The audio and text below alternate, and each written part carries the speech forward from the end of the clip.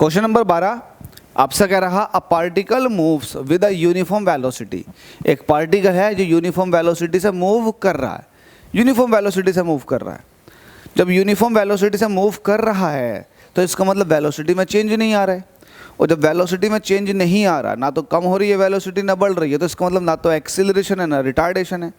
तो एक्सीलरेशन और रिटार्डेशन दोनों ही नहीं है, ठीक है। जब स्ट्रेट लाइन में मूव करता है ऑब्जेक्ट, आप इसके उल्टा समझें, अगर ऑब्जेक्ट सर्कुलर पाथ पर मूव करता, तो अगर ऑब्जेक्ट सर्कुलर पाथ पर मूव करता, उसकी स्पीड कांस्टेंट है ना, तब भी उसके पास वेलोसिटी में चेंजेस आने शुरू हो जाएंगे। क्यों? क्योंकि सर्कुलर पाथ के ईच एंड एवरी पॉइंट पर डायरेक्शन ऑफ मोशन अलग अलग होती है। अगर आप सर्कुलर पाथ पर यहाँ हो तो आपकी डायरेक्शन ऑफ मोशन यहाँ होगी, यहाँ हो तो ये होगी, यहाँ हो तो ये होगी। तो आपकी डायरेक्शन ऑफ मोशन अलग अलग होती है। दैट्स वाई सर्कुलर पाथ पर अगर आपका मूवमेंट लगातार चल रहा है तो आपके पास वेलोसिटी में चेंजेस आते हैं। चेंजेस आने की वजह से आपके पास एक्सेलरेशन आ जाता।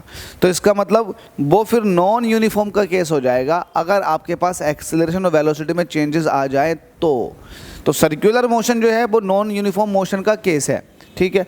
यहाँ पर कह रहा है कि एक पार्टिकल है मूव्स कर रहा है विद यूनिफॉर्म इस वेलोसिटी, वेलोसिटी यूनिफॉर्म है, वेलोसिटी नहीं बढ़ रही, तो ये तय हो चुका है कि ऑब्जेक्ट सर्कुलर पाथ पर नहीं घूम रहा होगा।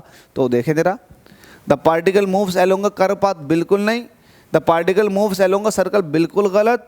The particle must be at rest, particle बिल्कुल रुका हुआ है, गलत, क्योंकि यूनिफॉर्म मोशन है, मोशन है तो रुके होने का कोई मतलब ही नहीं बनता।